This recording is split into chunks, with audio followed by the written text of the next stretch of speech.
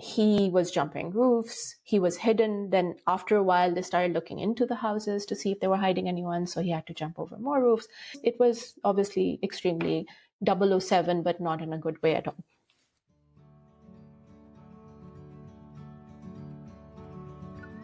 You're listening to Cultureful. I'm your host, Jess Lin. To kick off season 2, I'm sharing an epic, insightful, and deeply personal conversation that spans geographies and generations. I had the pleasure of sitting down with Aisha Sarwari, a 43-year-old Pakistani American feminist and cultural Muslim. She was born in Uganda, raised in Uganda and Kenya, spent years in Pakistan, and now lives in the U.S. in Atlanta, Georgia. Aisha is a corporate communications expert and the author of Heart Tantrums and Brain Tumors, a memoir about love, loss, feminism, and identity.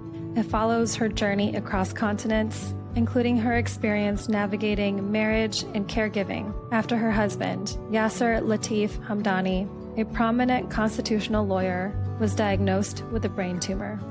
This is the first episode of a 4-part series, where Aisha shares her family history and how it intersects with major historical events like India's partition and the expulsion of Asians from Uganda.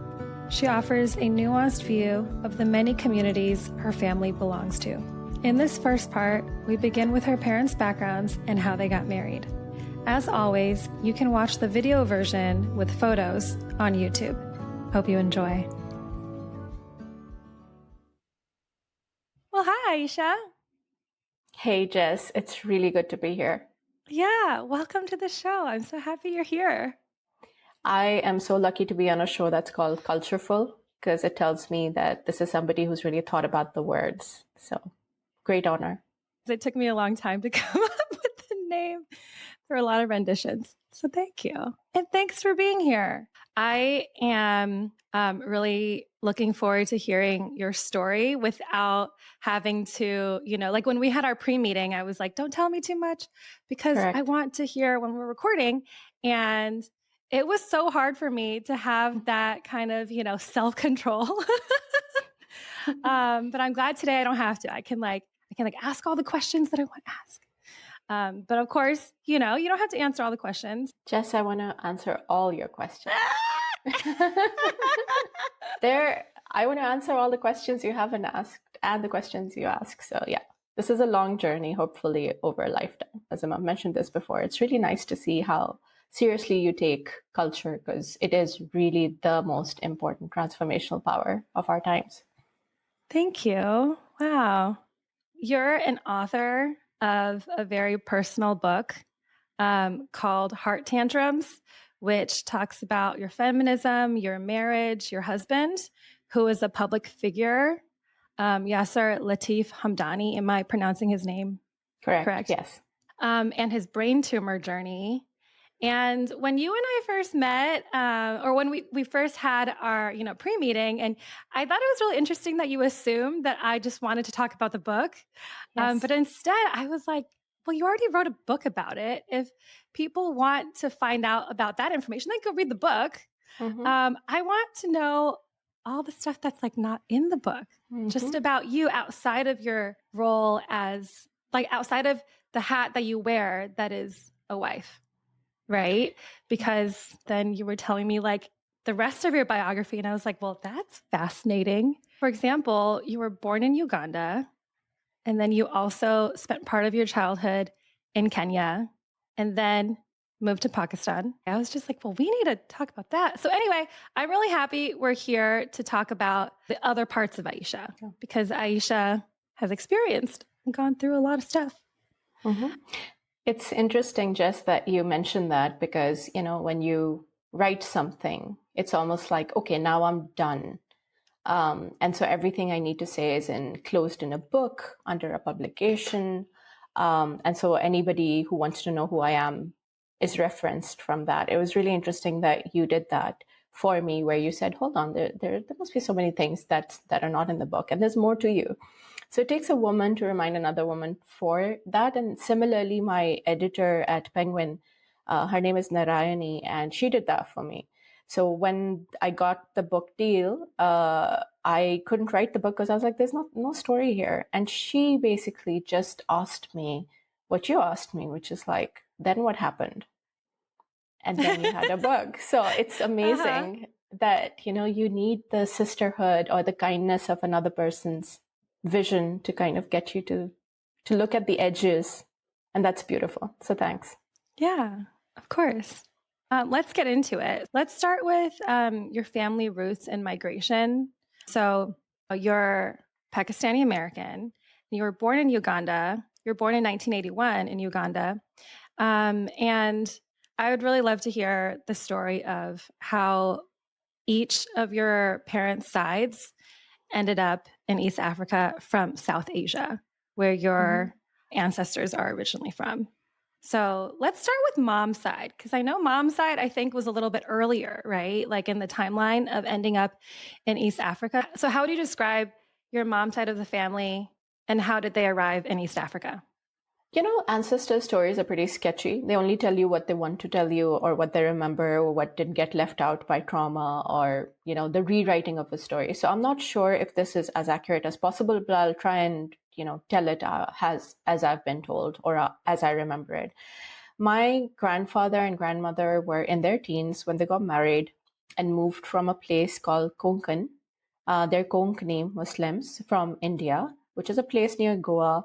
They moved because the British colonies were pretty much like one country from India to East Africa. I think they moved during the railroad, the East African Railroad, at which time there were a lot of Indians that were brought to Kenya to not just build it, but to be merchants around it. And so my grandfather worked his way up to be a merchant, a trader.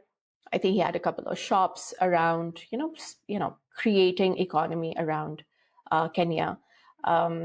And he and my grandmother, whose name was also Aisha, who I'm named after. Oh, so you're named after your mom's mom. Yes, I am. And I also got her freckles. So it's very rare for someone who's brown to get freckles. She was very, in our culture, color is everything. So she was very fair and she had freckles, but I'm brown and I have freckles. So it's one of the two things I inherited from her name and her freckles. So yeah, there is an affinity there between me and my grandmother. Obviously, like from women of that time, tough life. She bore many children. Some made it, some did not. And, she created community. She didn't say much. Like, no, I don't have any recollection of, oh, my nanny or my grandmother said such and such a thing about such and such a person. She wasn't remembered or memorable for what she said.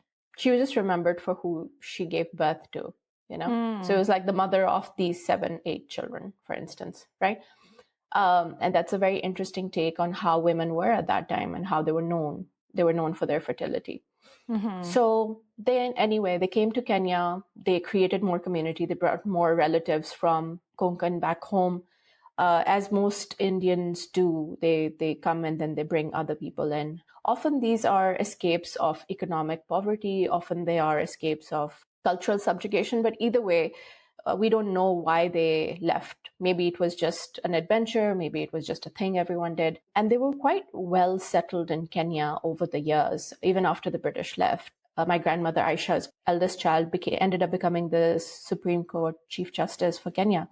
Wow. There were other children that were very high accomplishing as well. So I think that gives you an idea into how migration disrupted their life, but also made them very gritty. They strived for excellence. They paid attention to education. And they were generally good, law-abiding people. They stayed on the right side of the law. They contributed economically and socially. They created the Kokni Muslim Club, which was, all the Kokni Muslims coming together. They really took their culture very seriously and put guardrails around it. So to be a good Kokni Muslim, you had to do a few things. And these were the kind of early people or the farmers of that Kokni Muslim Club in Nairobi, Kenya. What kind of things do you have to do to be a good Kokni Muslim? It was different for girls, different for boys. For boys, you had to be high achieving. You had to make sure that you get good grades. I understand and I have a bit of a glimpse into how unacceptable it was to get anything under a 99. It was like, you know, there are memes about it now. It's like, where are the other two? If you got 98, it's like, you know, you'll probably get whooped. My mom tells me this story too of like when she got something really high, and then her grandfather, I think her grandfather was actually joking with her, was like, oh, maybe she got like 98 or something. And her grandfather was like, what about the other two? And he was actually joking with her, but she didn't realize that he was joking, because there are a lot of families that weren't joking about that kind of stuff. So this interesting, like that this is also like that level of intense academic expectation was there. And there's also a lot of funny stories about, you know, the uncles taking the young ones for some kind of excursion or a beach trip or something like that. And then the entire time asking them to recite their times tables or going back and writing an essay about what they're experiencing. So just play had strings attached. Play had like homework strings attached. I don't think pleasure for the sake of pleasure was a thing. I think also that it was the only lever of upward mobility. You know, they understood it's a make and break. Reminds me a lot of Pursuit of Happiness, the Will Smith movie that I was watching yesterday, because I've migrated here and I feel a little like that. Just the stakes are so high. You have very little time to make it. You know, time is of the essence. You have to stand apart from others. And then they pass it on to their children. And back then, corporal punishment was just a very common thing you did. You did take the belt out and often used it on the boys. So the boys had this thing about academic excellence, which you could not escape. The girls had the same level of pressure, but it was conveyed to them through the aunts. So think about Margaret Atwood's book, The Handmaid's Tale, and the aunts have a really big role in putting the culture forward, or the testament. And so the same level of, you cannot mess this up. And if you mess this up, you're going to be outcasted or you're going to be a bad girl. But cultural. So how to sit, how to knit, how to mend your clothes, how to be a good mother, how to really, at the end of the day, control your anger. So there was this very zero tolerance on girls being angry. You just could not be angry. And so it's almost like getting an A grade on submissiveness. You know, if you got a 98 on submissiveness, they're like, what about the other two? She's not one of us. Oh my gosh. Couldn't be angry. You can't be angry. And I was an angry child. So hard. Yeah, I was definitely an angry child. But to give you a couple of other pass grades on how girls were brought up, there was a lot of religious education, because remember, these people were Indian Muslim in a Hindu majority country after the partition in 1945. They were Indian Muslim before the partition. They moved before the partition, so they missed out the sort of like the fight on religious grounds, the communal fight. However, because they saw it from far away, I think it's even worse, because they kind of had a lot of fear of what, you know, our religion and cultural values are under threat. Because not only are they under threat back home, you know, because they had to define themselves as Muslim, but also Indian, but they're also a threat here in Kenya because it's a different culture. And if they let loose, then their children will assimilate. And that's the worst thing in the world. What's really interesting is that Indian Muslims in two particular ways, because they have to hold two flags together. They have to hold the Indian nationalism flag really close to them, because otherwise they sound like traitors, right? Or they behave like traitors. And they also need to hold the Muslim flag close to them, because their culture is important. That's how they maintain an inner world. So they took both those things to Kenya, and they held it by dear life, you know. The language, so they spoke Konkani in Kenya even. A lot of communities, there's now, of course, it's kind of faded because the younger ones don't. But through language, through practices, like girls had to, and boys had to, you know, memorize the Quran, you know, and at least read it 3 times. So stuff like that. So, you know, going back to what was expected of a girl child is she should know how to pray. She should know how to be decent. She should, you know, a lot of overemphasis on clothes. What I'm wearing right now is a sleeveless, is unacceptable. You would be orchestrated, you know, ostracized, sorry, apologies. And so a lot of these do's and don'ts, you know, they wouldn't like to hear this, but if you compare Catholicism to how Konkani Muslims raised girls, very similar. Even before they became prepubescent, the idea was boys are bad. you're going to be a bad girl if you want to talk to them. You know, a lot of slut shaming even before a child understands sexuality. So just preventative stuff, you know, and a lot of segregation. So like you walk into a place where everybody's gathered, the women are on one side, the men are on one side. And you mentioned that assimilation was what they really didn't want for their children. And so were these communities very close-knit and, you know, separate and maybe insular from the rest of Kenyan society?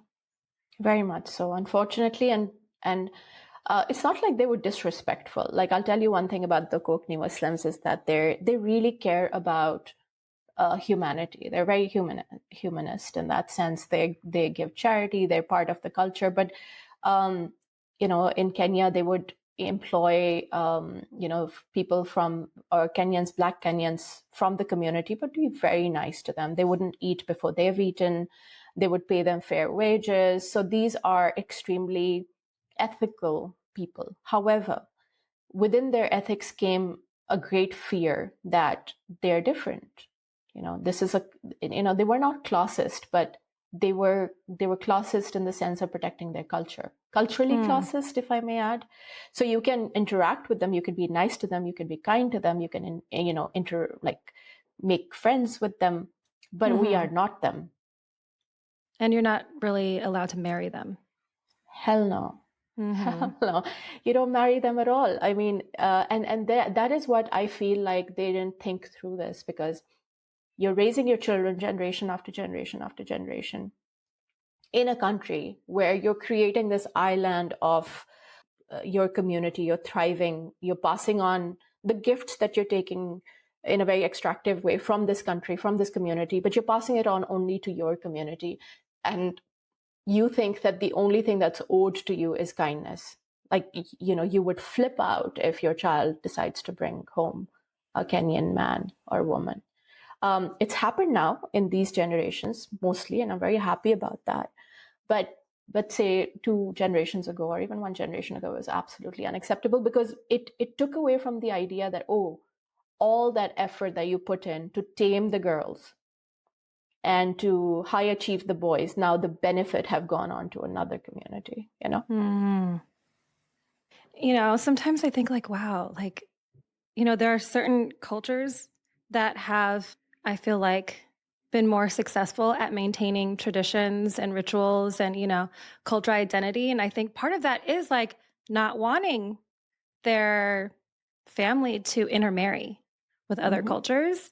And just like thinking about, because I'm married to a South Asian and he's from Sri Lanka. And, you know, like we had like a lot of trepidation when we were dating before we told his parents, because we're like, you know, it was like 2021, 2021, but you still don't know, like, you don't know who is still of that thinking, right? Of like how comfortable people are with intermarriage and, you know, because then people don't understand your culture and all these other things.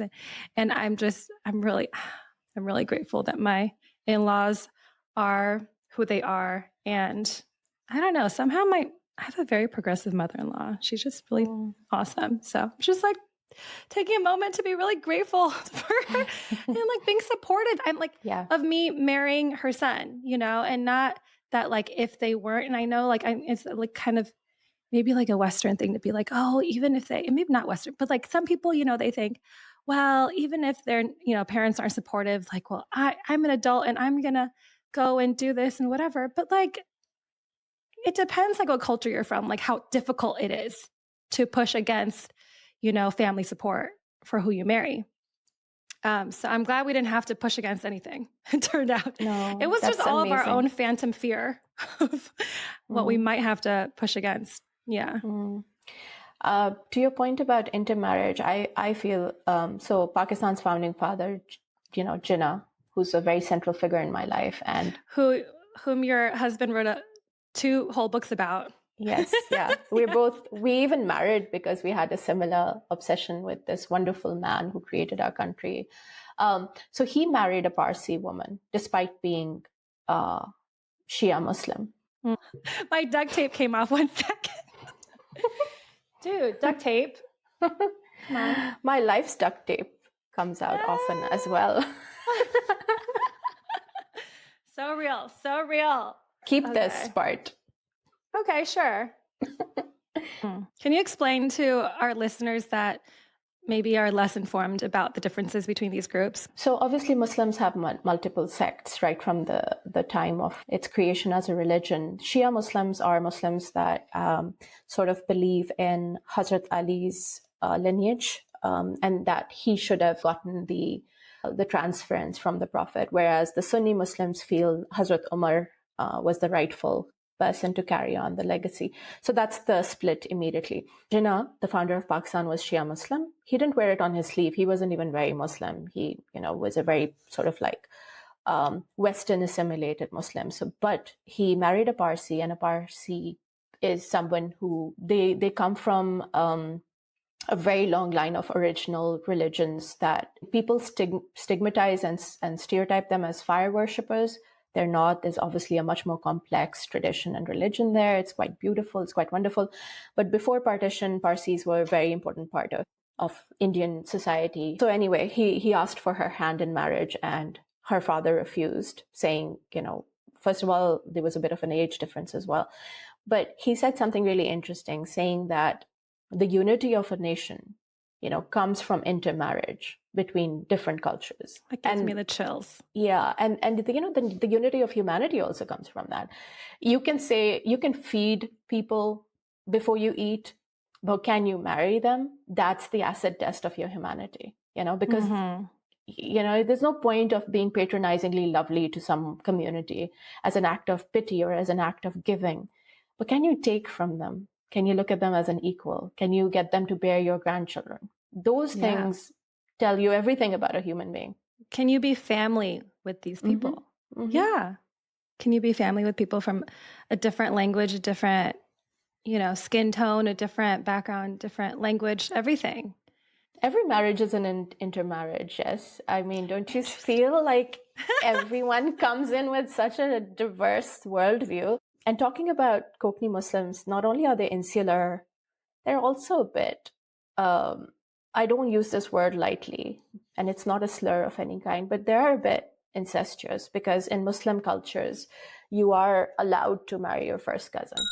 Cousin marriage is allowed and practiced in many religions, but how common and accepted it is depends a lot on the community and region, even within the same religion. For example, it was once widely accepted in Christian Europe. It is still common in Hindu parts of South India, but less common in northern India. In Muslim societies, cousin marriage is more common in countries like Pakistan and less so in countries like Indonesia. Like many traditions, views on cousin marriage vary widely and are shaped by culture and history. Okay, so a lot of these traditions don't allow you to marry anyone else. And it's not often talked about, because it's this thing that we hide from the world, because they don't understand that we marry our first cousins. But the detriment of marrying your first cousin is that there's no cross-pollination of ideas. And you're keeping the wealth within the system. And you're also keeping your bad ideas within the system. Okay, so it's very common for all sides of most Muslims to encourage and also discourage anyone not marrying their cousin. Now, this is a problem from a biological and evolutionary standpoint. Right. It's also a problem from a cultural standpoint, yeah. Mm-hmm. But it comes from the fear that we will lose our tradition and identity. So let's just get them married too. Wow. Yeah. The first thing that always pops to mind is like the biological risks, of having kids with different disabilities or other things because of not enough difference in the genetic pool. But it was really interesting that the thing that you emphasized first is like the cultural costs of that, and like the costs and how people think and their worldview and all that. I never thought about that aspect. But it's understandable, I'm not saying this in a way to look down on the culture, because I'm part of it. I'm looking at it from a perspective of how much fear do you have to have for your mind to be so closed that you would rather, get your sister's son to marry your daughter than actually have her date. How scared do you have to be for that to happen? I think anthropologically, these are frightened societies that fear assimilation because they've seen assimilation, in their mind's eye. And they're like, okay, I've worked so hard to make my daughter who she is, and I do not want to risk that her husband will let her go free. So it's a control thing. And to lose the culture and to lose passing on the culture and the language. Yeah. Yeah. It's legit. I mean, people will say things about it and all of that, but it's a legit way they have passed on tradition. So in their own way, they have managed to survive for a very long time. It's not sustainable, of course, but they've tried their best and they've done well. Okay. So it sounds like your mom, is this accurate? Like, it sounds like she grew up in kind of like a middle class merchant family context in Kenya, where she was in this tight-knit community of Kokani Muslims that are all like there settled, but not intermarrying with Kenyans, with ethnic Kenyans. I actually met Black Kenyans, since around 40 to 45 ethnic groups are indigenous to Kenya, including the Kikuyu, Luo, Luya, Kalenjin, Maasai, and many others. Do you know if she and her family, did they adopt Kenyan citizenship? Yeah. My mom and my grandparents were Kenyan passport holders. So if anyone would ask, who are you? They would say, we're Kenyan. Yeah, it's like anyone with a permanent residency here would say, Pakistani American. So they were Kenyan Indians. Yeah. But Kenya was a very big part of who they were. And it was a beautiful, and still is a beautifully amazing country with everything that you could need being there. You go to Kenya and you'll be blown away by the economic wealth, by the diversity, by how functional it is. Of course, it has the same challenges most countries in Africa have, because that's what colonization does. It seeps you off of your resources and then you stumble with democracy. But other than that, it's one of the most amazing countries out there. What languages did your mom speak? Kiswahili, a bit of Luganda, which is Ugandan language, Kokni, not as fluently because she was second generation. English, she was always very good at English, because we forget that because these were British colonies, English was always a very important and emphasized language. And she's great at it as well, and Urdu. How much education was she afforded access to? That is such a painful question for me, because, I feel really sad that she could not, I think, finish high school. And my entire life, she's made such a big deal out of it. It's almost like her introduction. This is who I am, and I didn't finish high school. And I don't know, or what do I know? And she'd always put herself, she would cut herself to size a lot. Whereas I feel there are so many people who have completed being doctors or engineers, and they don't have even half the wealth of knowledge and understanding of how the world works than her. So she was, I think, in probably grade 5 or 6, I'm not sure, somewhere there, preteen, when she started realizing that she couldn't see the blackboard. The fact that she was pulled out of school, really sad. But I also feel like she got self-taught a lot, because she's an avid reader, and she's an avid taker of culture. So she does, stories like my dad. I know we're skipping ahead, but my dad would make her put himself to a nap when he came back from work by reading to him. Aww. So through that, she has read so much, because he just would refuse to let her go. She'd be like, I have to go to the kitchen. And he's like, no, you finish this chapter for me. I'm listening. She's like, but you're snoring. And she's like a human audiobook. That's the OG, really was just like someone sitting there reading to you. Yeah.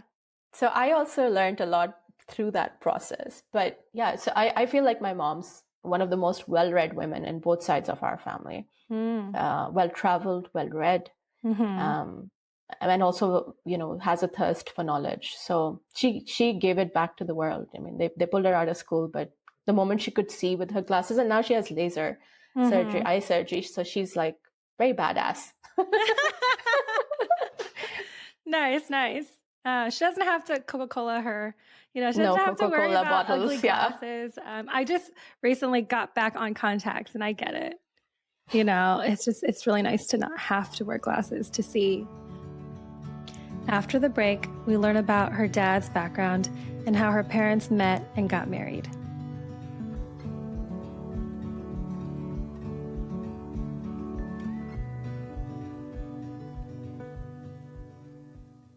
So let's transition to your dad's side. What was your dad's side of the family like in India? How did he end up in Uganda? So my dad's side, I call him Abu. Abu was born and brought up in Ajmer, Ajmer Sharif, as they call it, which is, the land of saints, Muslim saints. These are Sufi Muslim saints. And if those people who don't know what Sufi Muslim saints are, they're basically people who sort of followed the Jalaluddin Rumi tradition of integrating religion and love, leading with love, using art, culture, music, dance, and poetry to bring God's word forward. And also the key idea in Sufi Islam is God lives in everyone's heart. So don't break anyone's heart. Don't break your own heart. Don't break anyone else's heart. So, beautiful tradition came from Ajmer. So my dad's dad, my grandfather, was part of the Aligarh movement in United India, which came from Sir Syed Ahmad Khan, where the idea was, let's educate the Muslims. Because the British have no interest in educating Muslims. They have an interest in keeping their reign strong. And they have a favorite, which is the Indian or the Hindu elite, because they get work done through that, And so Sir Syed was one of the, leaders in India who said, hold on, we also need to educate this community. He was the first to say, you know what, when you're educating the men, educate the women as well. Can't hurt. Snaps. You'll get smarter kids, So it was quite revolutionary, these men at that time, to be able to, bring these women, these pamphlets. And so my grandfather was part of that tradition. He was a sort of teacher, and back then teachers were everything. Yeah. So he had a school, he was a principal, he, taught. And I think that everybody in my family who has made it academically is because of that, because everybody really emphasized education quite a lot. My dad was well educated, but I think he led with anger. He was known to be like a big street fighter. In reality, he would street fight? No, not not actually street fight, but like he was known for his punches. Yeah, it was his vibe. Okay. I was like, wait, was he like in the Indian Fight MMA club moment or something? Yeah. So no. Okay, it was his vibe. He was carrying just like, don't mess with me vibe. Yes. And so even now, like there was a book that one of my uncles wrote, and it's like, man, this guy was angry, you didn't mess with him. So people, like, if there were kids playing in the street or they were playing marbles in the street, and my dad came in, they would just abandon the marbles and run inside. But he was angry as a kid or as an adult? I mean, he was very young at the time, so he was probably preteen. He was already angry. What was he angry about? I wonder. I think it was just a harsh world for him. I'm not sure why. And I guess there was maybe some civil, challenges there in the community he lived in. But also, like, boys are angry, and they're not allowed any other emotion except being angry. So especially 2 generations ago or 1 generation ago, like that's your, like, what else are you going to do? Write poetry, So that was his vibe. However, he like my mom, had a big thirst for knowledge. He was a big reader as well. I've always remembered him sitting on the rocking chair reading. That's how I remember him. So when he was about 14, the riots broke out in 1947, where the Hindus and the Muslims clashed. Long and the short of it is that the British were supposed to leave a year later, but they left a year before. Yeah. Literally redrawing the lines and creating this massive havoc. And Jinnah, who was, again, a very secular Muslim, was secular, but he really wanted to say that if the British leave and you leave it without creating safeguards for the Muslim community, you will have absolute disintegration and chaos, where you would replace one master with another. You'd replace the British masters with the Hindu masters, and that's not on. We are a modern democracy. Let's use the British Parliament and its constitution to provide safeguards for Muslims. That was a little unpalatable to the Hindu leadership, including Gandhi and Nehru. And so my husband's big thesis is that they rejected the cabinet mission plan, which would give Muslims equal rights. What happened as a result of that was Jinnah said, fine, let's create Pakistan then. He was using it as a bargaining chip, but they were like, yeah, sure, go ahead. They kind of called it bluff. Exactly. Mm-hmm. And also they didn't care, right? I mean, they didn't care what would come out of it. I think on Jinnah's case, he didn't think through what would come out of it. And in Gandhi and Nehru's case, they were probably like, we have a lot to deal with. Our constituency is Hindu majority. So we're not going to gain anything from saying, let these guys in. So I think it just created these bifurcations in all very different geographies. Bangladesh over here, Pakistan majority over here, in Hindu in the middle, and then everybody in the middle gets to scramble in opposite directions. Like if you're Hindu, go there. If you're Muslim, go here. And that carnage, of course, everyone now knows how bloody the partition was. But for my dad's neighborhood, what happened was there was a lot of coexistence between the Hindus and the Muslims in that mohalla or area. Mm-hmm. But when the partition happened, there was so much retaliatory violence that all my father's brothers had to scramble. And my uncle says this to me, that because my dad was a big fighter and a big parkourer, so back then in Ajmer, homes were right next to each other. So to get from place A to place B, you didn't need to necessarily go down the stairs and walk the streets. You just could jump roofs. Oh, okay. So, I thought I misheard you. You mean parkour like that, like people jumping roofs? But that was just how they would get between houses. Yeah. And so he was saved. So everybody scattered. There was a Hindu mob that was looking for all the Muslim boys. And that's what happens in a genocide. You kill the boys first, right? So there was a mob with swords and everything looking for anybody who was a Muslim boy. And they were also very amazing people who were hiding the boys. Right, yeah. Despite being Hindu.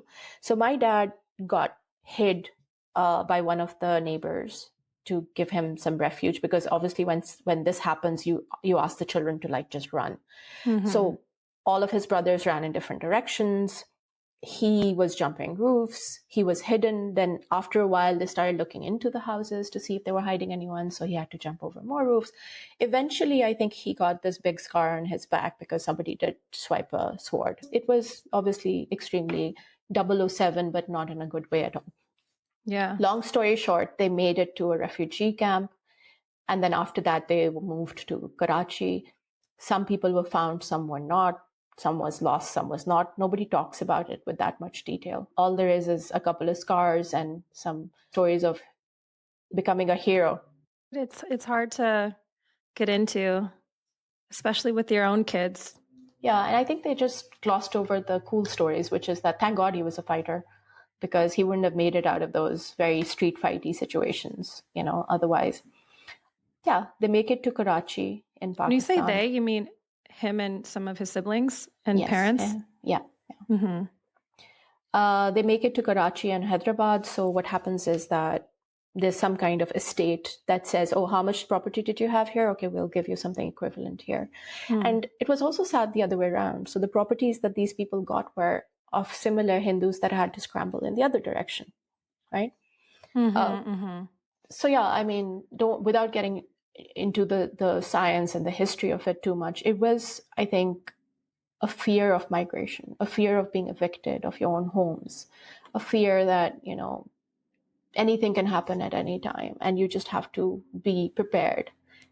And that the majority around you, wherever you are, if you're in the minority, that some people might become part of a hateful mob and you don't know who, and you don't know who's going to be trying to help you. And I mean, it just all sounds, like really, really traumatic.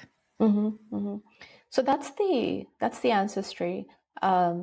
But then I think in Karachi, my dad really didn't fit in as he got older. I think he had enough of some of the traditionalism that ended up, he was more learned. So I think that he clashed with his father on a couple of things. And I've written an essay about this where his elder brother's wife kind of raised him, because that's how it was. The elder women raised the younger children.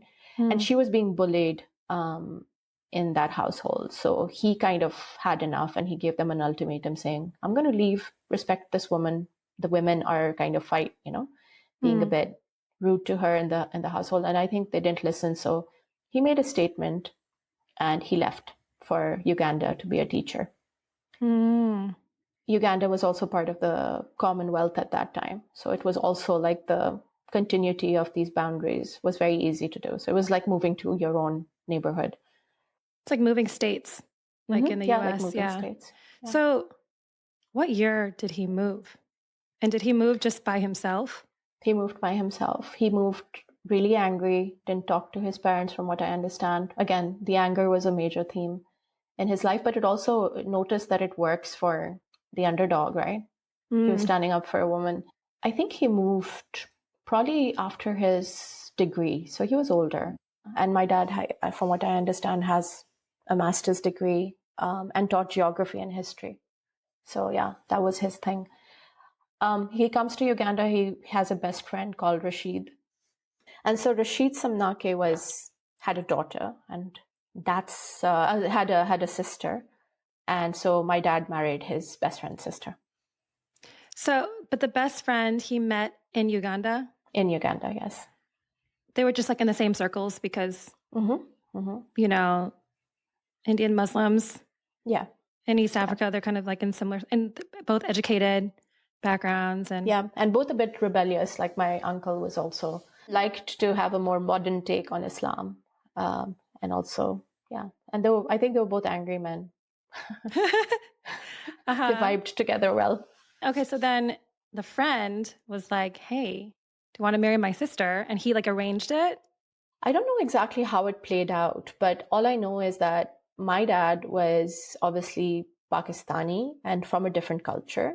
It wasn't as clean as, oh, here's an Indian Muslim. He was, once the partition happened, nothing was neutral. You were tagged as either here or there. And remember, Indian Muslims have to really retain their nationalism. So they really wore India on the flag, on their hands. And so did my father. My father was all about Jinnah and the partition and how it was important to self-identify and self-actualize and also self-determine your own course of action. So these two were important cultures that were very similar, but after the partition, they did have to survive in different ways. These guys had to be on the side of India, and because otherwise Indians would be like, why are you being a traitor? And my dad's side of the family and everyone had to be Pakistan, So they dug it in. It was literally like intermarrying between two very different cultures, although they came from the same country. Well, because during partition, the experience is like a very different side of history. It's like the flip side, right? Of that really intense historical event. I've seen Indian matchmaking on Netflix. I've watched it, right? Have you watched it? I have binged it. Yes. That's actually how I did it too. I binged it, yes. Oh, God, that is such a good show. So there was a biodata involved, yes. In South Asian matchmaking, a biodata is a profile that shows your personal, family, education, and work info, including details like your height, age, and maybe your interests. It is commonly used in India, Pakistan, Bangladesh, and South Asian communities worldwide. Families and professional matchmakers often use biodata to introduce potential partners. Did they get to meet up first? Like how much information and agency did both sides have? I think my dad was marrying his best friend's sister because he liked his best friend and how that was a pretty whatever. My mom got to see my dad, I think a glimpse or something, because this is how arranged marriages worked. And she also had somebody else that she could have married and she couldn't decide. So she coin tossed. Really? Yeah. That's how your dad, his side of the coin, had she met both before she couldn't decide. So it sounds like she was the one that was, she was the one that had the deciding power. Not really. She was given two choices. Well, okay. But okay. So it sounds like she was the one that got to choose between her options. Yeah. One was a cousin. So the other guy was the cousin, and then and then your dad. So it's two. Yeah. And then did she see them before she chose? But I guess she obviously had seen her cousin. Her cousin. My dad, I think she got a glimpse of him. She was very unsure about going into this realm of a very different culture. Look, these are people, my mom's side of the family are people who live near the sea. They're not landlocked. They have enough resources. There'll always be fish, they're chill people. My dad's side of the family are people who are within a landlocked culture. These things really matter. Water really matters. How you divide resources really matter. So she was, I think, a bit apprehensive about my dad, but then she couldn't also determine. So I think the coin toss really helped, and life is one big coin toss anyway. Wow. So she let the coin decide. Mm-hmm. Yeah, because it was like, I'm just thinking about her choices at that point in time. One was someone she knew a lot about, mm-hmm. and probably, like similar language culture. I'm assuming also in Nairobi. Correct. And then the other person is like someone from a different country, and then like immigrated or moved to East Africa, like a very different time, like different generational, experience. And then also she would have to move to be married to him. To Uganda. Okay. So it's just like they're just such opposite choices. And mm-hmm. Mm-hmm. I get that would be very hard to decide on her own. But that's what an image of your mom tossing a coin. Okay. Wow. It's you. Wow. How old was she at that time? So I think she was pretty young, but older than she should have been based on those. Like my grandmother, Aisha, again, was, rumor has it, between 13, 14 when she married and came to Kenya on a ship. Mm-hmm. So my mom was way older than that. Maybe she was in her 20s, early mm-hmm. 20, which was, as far as culture is concerned, like way too old. Mm-hmm. So there was an urgency to get done. And remember, women, although respected and loved, but were property. You had to move them on to their other owner. Across many patriarchal religious traditions and cultures, including Christianity, Hinduism, Confucianism, and Buddhism, women have often faced social and legal limits on their autonomy, sometimes treated as dependents or property. This isn't unique of Muslim societies. Islamic texts include rights for women, including owning property and consenting to marriage. But how those rights are understood and practiced varies widely across cultures and history. So there was this urgency that, who's going to take her? I think about it as Bridgerton. We're really referencing a lot of great binge-worthy TV shows. Yes, binge-worthy modern TV shows to make some of this all more relatable to us, right? In the 2020s now. Wow. Okay. So then your dad comes and they marry in Kenya and then they go to mm-hmm. Uganda together? Correct. Yes. Thanks so much for listening and being here. Part 2 drops in 2 Tuesdays. Make sure to hit the subscribe and follow button and turn on notifications so you don't miss it. In Part 2, we dive into the family life that her parents built together, how Idi Amin's expulsion of Asians from Uganda impacted their family, and Aisha's childhood memories, growing up in a rural area. Links to connect with Aisha and her work are in the description. If you liked this episode, share it with a friend. Word of mouth really helps us grow. This episode was produced and edited by me, with advising and executive production support from Ruben Nyana Ruben. I'm Jess Lin. Take care of yourself and see you soon.